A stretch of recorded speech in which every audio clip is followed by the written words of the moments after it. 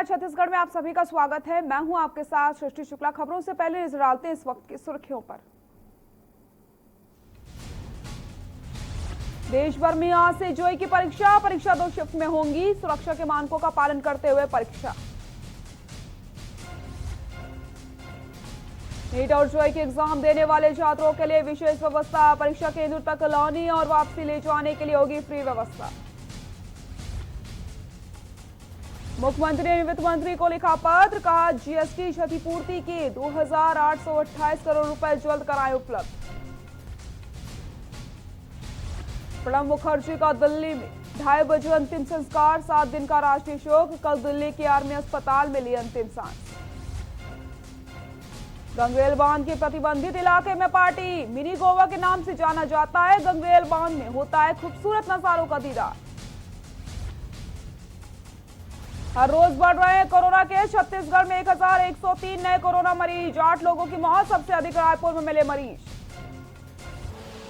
आप देख रहे हैं के न्यूज, खबरों का सारथी। बड़ी खबर आपको बता देते हैं, जेईई नीट परीक्षा के लिए छत्तीसगढ़ पूरी तरीके से तैयार हो चुका है। छात्र और छात्राओं के लिए विशेष व्यवस्था करी गई है।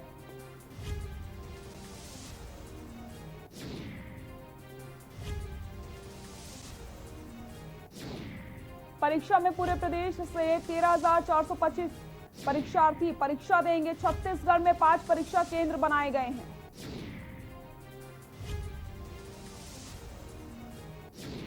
जेईई नीट परीक्षा के लिए छत्तीसगढ़ तैयार।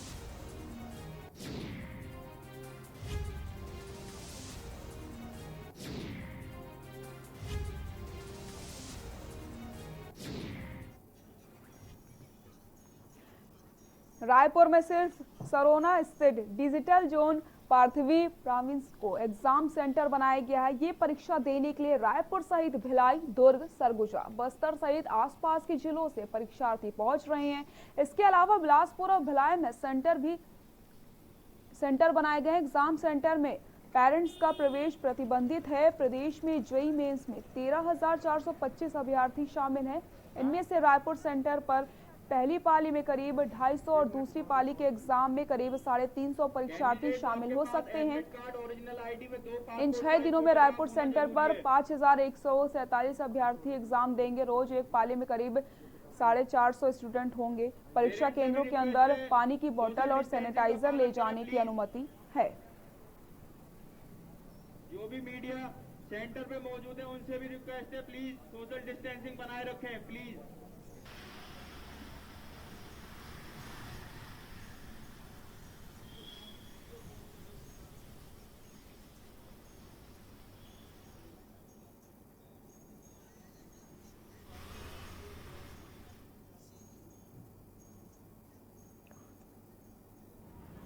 आगे पार्किंग में ले जाओ।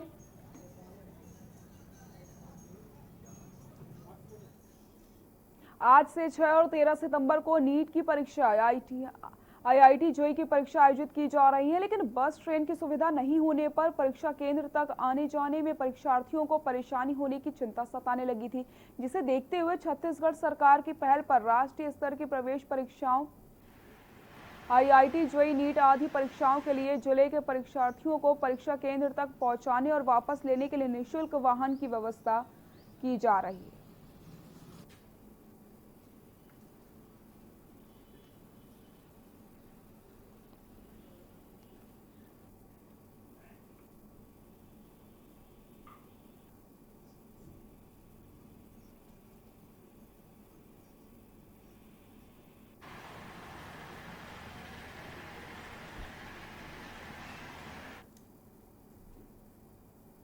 देश के पूर्व राष्ट्रपति प्रणब मुखर्जी का 84 साल की उम्र में निधन हो गया। उनके बेटे अभिजीत मुखर्जी ने इस बात की जानकारी दी। पूर्व राष्ट्रपति के निधन पर देश में शोक की लहर है। प्रणब दा का निजी जिंदगी और सियासी सफर कैसा था, आपको दिखा देते हैं। प्रणब मुखर्जी का जन्म 11 दिसंबर 1935 को बीरभूम में हुआ। प्रणब मुखर्जी के पिता स्वतंत्रता आंदोलन में सक्रिय रहे।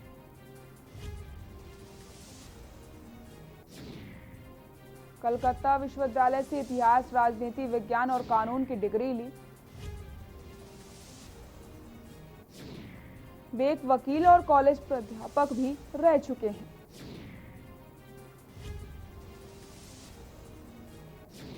प्रणब मुखर्जी को मानद डी लिट उपाधि भी प्राप्त है। पत्रकार के रूप में अपना करियर शुरू किया।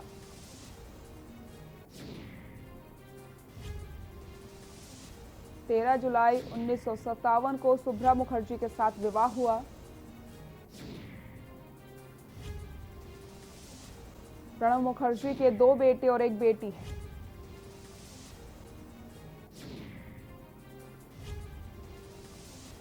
उन्नीस में कांग्रेस की तरफ से राज्यसभा गए। 5 बार राज्यसभा गए प्रणब मुखर्जी।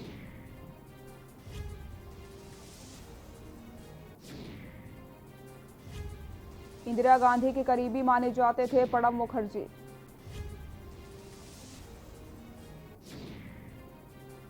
उन्नीस में केंद्रीय मंत्रिमंडल में शामिल हुए।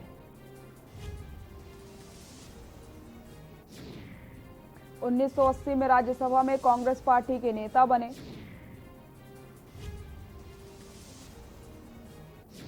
राजीव गांधी सरकार में 1984 में भारत के वित्त मंत्री थे। मतभेदों के कारण वित्त मंत्री का पद छोड़कर खुद की पार्टी बनाई।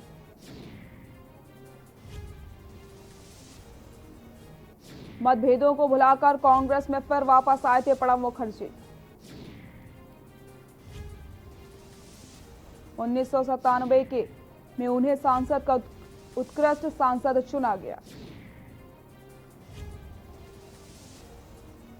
2004 में पश्चिम बंगाल की जंगीपुर से सांसद बने।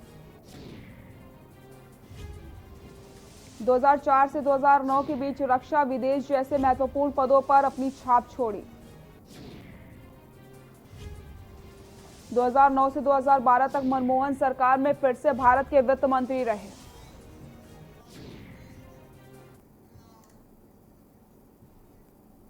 पूर्व राष्ट्रपति प्रणब मुखर्जी के निधन पर मुख्यमंत्री ने गहरा शोक जताया। मुख्यमंत्री भूपेश बघेल ने पूर्व राष्ट्रपति भारत रत्न प्रणब मुखर्जी के निधन पर गहरा शोक जताते हुए इसे राष्ट्र के लिए अपूरणीय क्षति बताया है और दुख की घड़ी में परिवारजनों के प्रति संवेदना प्रकट की है। उन्होंने अपने शोक संदेश में कहा कि श्री मुखर्जी ने अपने लंबे राजनीतिक जीवन में देश की उन्नति और समाज के हर वर्ग के हित के लिए कार्य करते हुए अपना अभूतपूर्व योगदान दिया। उनका निधन राष्ट्रीय क्षति है, इस कमी को कभी भी पूरा किया नहीं जा सकता।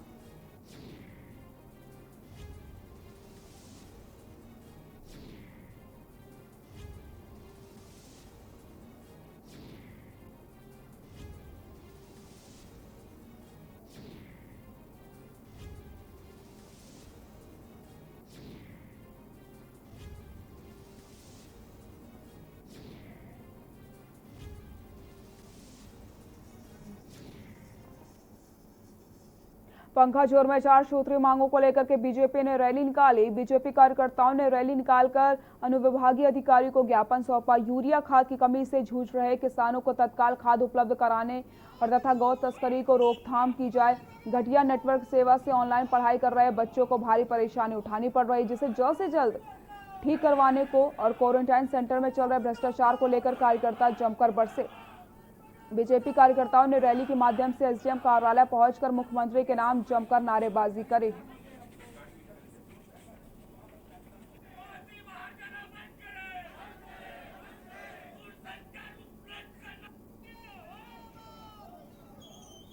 किसानी हमारी मेन व्यापार है और आज की किसान, जबकि धान अभी निकालने वाले के समय है और यूरिया का बहुत जरूरी है और इस क्षेत्रों में आज यूरिया उपलब्ध नहीं है, जबकि 15 साल लोगों को यूरिया उपलब्ध था। आज क्यों नहीं किया? शासन इस यूरिया को उपलब्ध कराए। और क्षेत्रों में जो नेटवर्क की समस्या है, इस नेटवर्क की समस्या के लिए हमारे बच्चे को जो भविष्य अंधकार है, क्योंकि आज ऑनलाइन में पढ़ाई हो रहा है और ये भविष्य अगर नेटवर्क सही नहीं रहेगा तो हमारे बच्चे का भविष्य खराब हो जाएगी। कोयली बेड़ा विकासखंड भाजपा के जनपद अध्यक्ष रहे नोहर सिंह उसेड़ी की पिता घस्सू राम उसेड़ी अपने परिवार के साथ मदले गांव में पूजा कार्यक्रम में शामिल थे। उसी दौरान नक्सलियों ने ताबड़तोड़ गोलियां चलाई। जंगल का सहारा लेकर नक्सली भाग निकले। ग्रामीणों ने घस्सू राम को निजी गाड़ी में जख्मी हालत में पंखाजुर अस्पताल लाए, जहां डॉक्टर ने उन्हें मृत घोषित कर दिया। घटना के बाद पुलिस के पहुंचने के कारण लोगों में भारी आक्रोश देखने को मिला। वहीं पूरे गांव में दहशत का माहौल है। एसडीओपी पंखाजुर मयंक तिवारी ने बताया कि घस्सू राम उसेंडी भाजपा के कद्दावर नेता थे।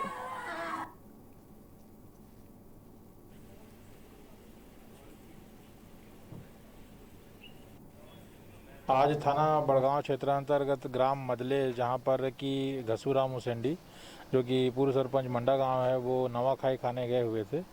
वहां पे नवा त्यौहार मनाने समय ही वहां पर ऐसी सूचना मिली कि अज्ञात नक्सली लोगों ने, जो कि संख्या में 3 थे, वो लोग आकर उनको गोली मारकर उनकी हत्या कर दी है।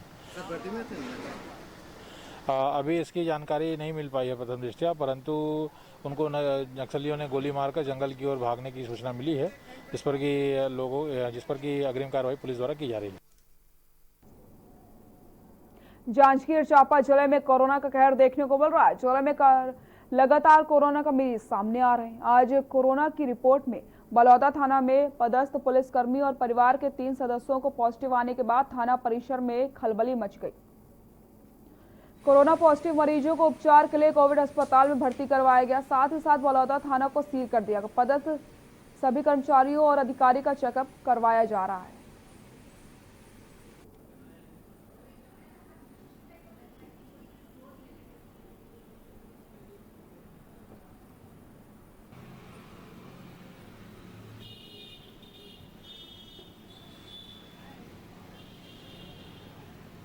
थाने में पदस्थ एक आरक्षक की जिसकी तबीयत खराब थी, उसने जब टेस्ट कराया तो उसका कोरोना टेस्ट पॉजिटिव आया है, जिसके कारण अब पूरे थाने को सील कर दिया गया है और साथ ही वहां पदस्थ सभी अधिकारी कर्मचारियों का कोरोना टेस्ट कराया जा रहा है। जांजगीर चांपा जिले में 14 वित्त प्रतिवेदन पेश नहीं करने पर काम में लापरवाही करने वाले 3 सचिव पर निलंबन की गाज गिरी। जिला पंचायत सीईओ ने बलौदा पंचायत के कुरमा ग्राम पंचायत सचिव बलदेव सिंह कंवर, कटरा ग्राम पंचायत के सचिव देवेंद्र सिंह कंवर और कर्मा ग्राम पंचायत सचिव सेन सर्जन को निलंबित कर दिया है। जिला पंचायत सीईओ ने बताया कि तीनों सचिव बलौदा में आयोजित बैठक से नदारत मिले थे। इसके अलावा 14 वित्त की राशि के संबंध में भी किए गए जांच से संबंधित दस्तावेज जमा नहीं कर पाए थे, जिसके कारण तीनों के खिलाफ कार्रवाई करी गई है।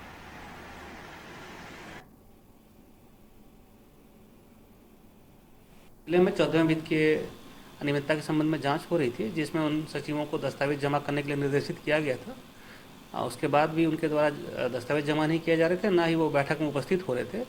इस आधार पर सीओ जनपद बलौदा के द्वारा प्रतिवेदन दिया गया था और उसके कारण ही उनके खिलाफ अनुशासनात्मक कार्रवाई करते हुए निलंबित किया गया है।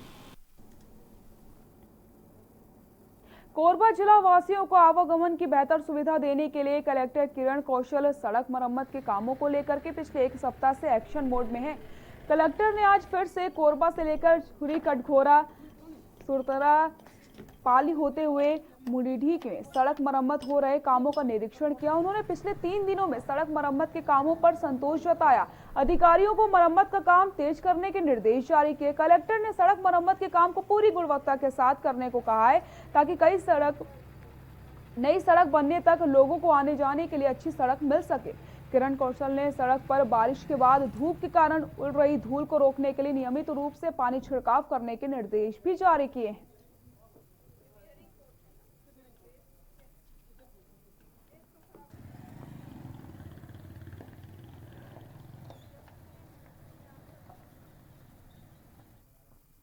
कटघोरा विधानसभा क्षेत्र के केंदई में एक परिक्षेत्र में लगभग 42 हाथियों का झुंड एक साथ जंगलों के भ्रमण में निकला। गांव के लोगों में रात के समय अपने घरों में रात गुजारने के लिए भी काफी स्थिति डर की बनी रहती है। बताया जा रहा है कि इन 42 हाथियों के झुंड में एक हाथी जख्मी दिखाई दे रहा था, जिसको मानो पीछे से बाएं पैर में चोट लग गई हो, जिसकी वजह से लंगड़ा करके वो चल रहा था। इन हाथियों को गांव से दूर रखने के लिए केंद्रीय रेंजर अश्वनी चौबे और उनकी पूरी टीम इलाज में लगी हुई है।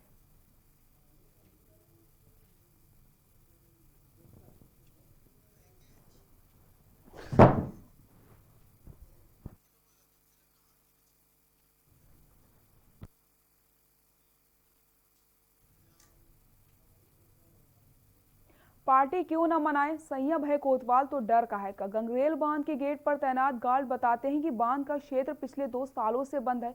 अंदर पार्टी कर रहे लोग इंजीनियर साहब के पहचान वाले लोग हैं, वो खुद उनको लेकर के आए। अब ऐसा बड़ा सवाल उठता है कि आखिर प्रतिबंधित क्षेत्र में पार्टी क्यों मनाई जा रही है। देखिए हमारी खास रिपोर्ट।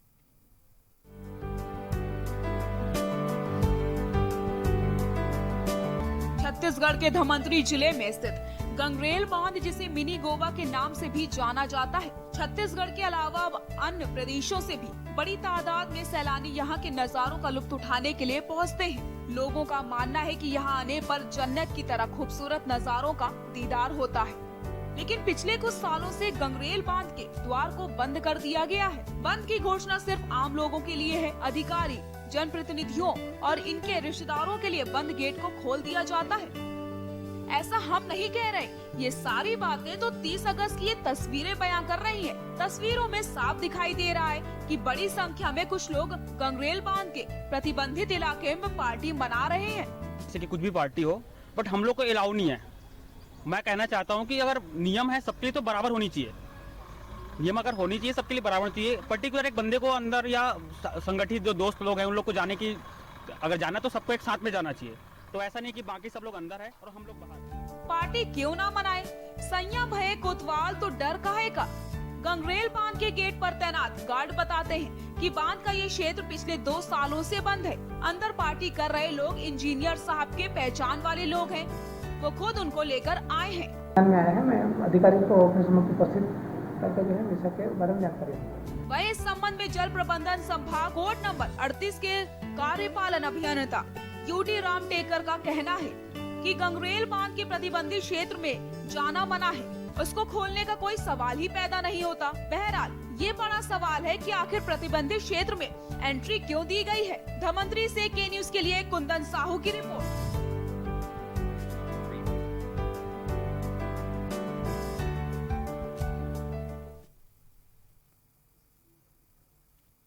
बलौदाबाजार जिला के कसडौल नगर पंचायत में इंसान तो क्या मुर्दे भी महफूज नहीं है। जी हां, सही सुना आपने। कसडौल नगर में एक ऐसा ही दिलचस्प मामला सामने आया जिससे कसडौल नगर में जगह जगह गली चौक चौराहे में चर्चा का विषय बनकर माहौल गर्म हो चुका है। देखिए हमारी खास रिपोर्ट।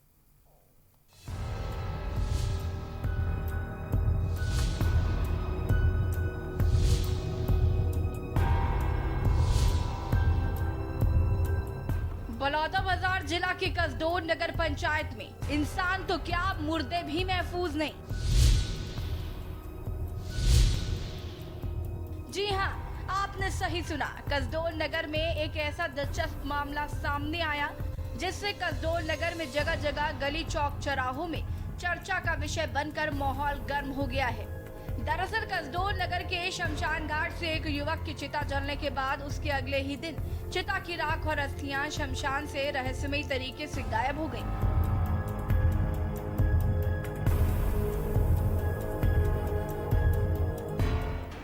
मृतक के परिजनों के द्वारा कसडौल थाने के अंतर्गत लवन पुलिस चौकी में पूरे मामले को लेकर FIR दर्ज कराया है और कसडौल नगर पंचायत और कसडौल तहसीलदार से जांच की मांग की है। बता दें कि कसडौल नगर में बीते 26 अगस्त को युवक ने लंबी बीमारी से तंग आकर आत्महत्या कर ली थी, जिसके बाद मृतक के परिजनों के द्वारा पोस्टमार्टम के पश्चात मृतक का अंतिम संस्कार विधि विधान से कर दिया गया था। जिसके बाद मृतक के परिजन अस्थि विसर्जन के लिए शमशान घाट अस्थि लेने दोबारा पहुंचे, लेकिन मौके पर पहुंचकर परिजनों ने देखा तो परिजनों के होश उड़ गए, क्योंकि मौके पर न ही अस्थियां थी और न ही अस्थियों की राख। परिजनों के द्वारा इस घटनाक्रम के बाद पुलिस, नगर पंचायत और राजस्व विभाग से शिकायत की गई। जैसे कि हम लोग सुबह घर वाले लोग गए, हम सभी परिवार समेत गए थे वहाँ पे। अस्त व्यस्त ऑलरेडी पड़ा हुआ था, तो उसको सुरक्षित रखने के लिए गए थे। तो वहाँ पे जाके देखे पूरा सब कोई भी एक राग भी नहीं था वहाँ पे। अच्छा, राख अस्थियाँ कुछ नहीं थी? कुछ भी नहीं था। संबंध में मुझे जानकारी मिली है। एक्चुअली जो हमारा मुक्ति धाम बना हुआ है वो 1-2 जगह से, एक तो वहाँ पे कोई भी एंट्री कर सकता है, खुली जगह है, और दूसरी बात यह है कि अगर पूरे चारों तरफ से अगर बाउंड्री वाल बनी रहती तो भी उसको लांग करके कोई भी व्यक्ति अंदर आ सकता है। तो मामला यही लगता है कि किसी ने कुछ गलत इरादे से, किसी गलत इंटेंशन से या फिर जो भी उनके परिजन रहेंगे उनको परेशान करने की दृष्टि से ये कृत्य किया हो।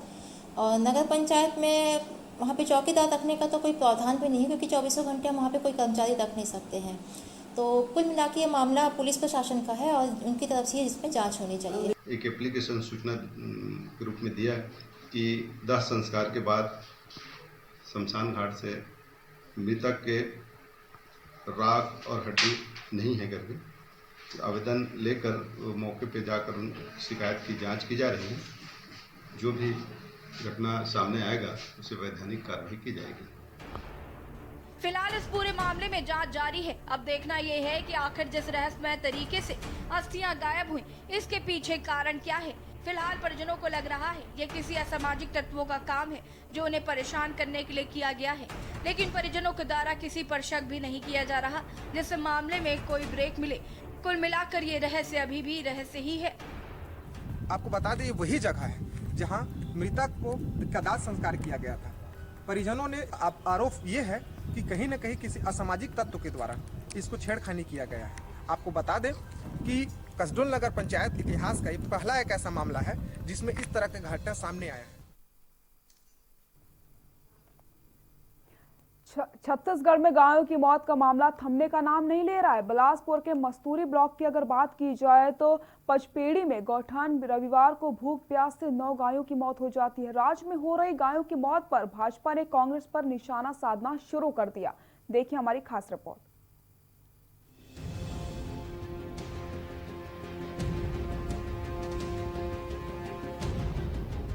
छत्तीसगढ़ में गायों की मौत का मामला थमने का नाम नहीं ले रहा। बिलासपुर के मस्तूरी ब्लॉक की ग्राम पंचायत पचपेड़ी के गौठान में भी रविवार को भूख प्यास से 9 गायों की मौत हो गई। राज्य में हो रही गायों की मौत पर भाजपा ने कांग्रेस पर निशाना साधना शुरू कर दिया है। भाजपा का कहना है कि कांग्रेस गौहत्या को छुपाने की कोशिश कर रही है। गायों की मौत पर मस्तूरू से भाजपा विधायक कृष्णमूर्ति बांधी ने गायों की मौत पर दुख जताते हुए कहा कि कांग्रेस की सरकार नरवा घुरवा बाड़ी को अपना ड्रीम प्रोजेक्ट मानती है, लेकिन ये योजना गांव में निष्फल दिखाई दे रही है।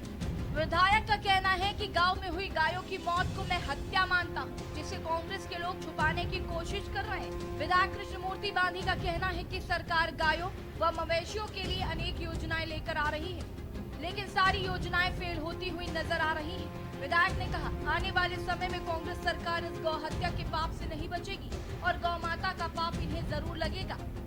दुर्भाग्य का विषय है कि जिस कांग्रेस की सरकार नरवा घुरवा को अपना ड्रीम प्रोजेक्ट मानती, बहुत महत्वपूर्ण मानती है, और ऐसे योजना में सरकार की जो योजनाएं हैं गांव में निष्फल दिख रही है। आज मेरे गांव में पचपेड़ी में गायों की विभत्स हत्या हुई है और इस विभत्स हत्या में कांग्रेस के जनप्रतिनिधि उस मृत्यु को छुपाने में भी लगे हैं। लगता है कांग्रेस की सरकार ने अपने जनप्रतिनिधियों को, अपने कार्यकर्ताओं को इस गाँव की मौत को छुपाने के लिए पूरा भरसक प्रयास करने में लगे हुए हैं। तो गांव में देखने को मिलता है इनकी अव्यवस्थाओं को लेकर के, इनकी योजनाओं को लेकर के ऐसा लगता है कि कांग्रेस की सरकार गाय के पाप का बोझ सह नहीं सकेगी। आने वाले समय में गौ माता का पाप इनको जरूर लगेगा। आपको बता दें कि जिले में इससे पहले भी मड़ई और मेढ़पाल जैसे गांवों में बड़ी संख्या में गायों की मौत हो चुकी है। बावजूद इसके प्रशासन ने कोई सबक नहीं लिया। अब गायों की मौत पर प्रदेश में राजनीति शुरू हो गई। विपक्ष ने राज्य सरकार की रोका छेका और गोधन योजना पर सवाल खड़े किए हैं। बिलासपुर से के न्यूज के लिए संजय यादव की रिपोर्ट।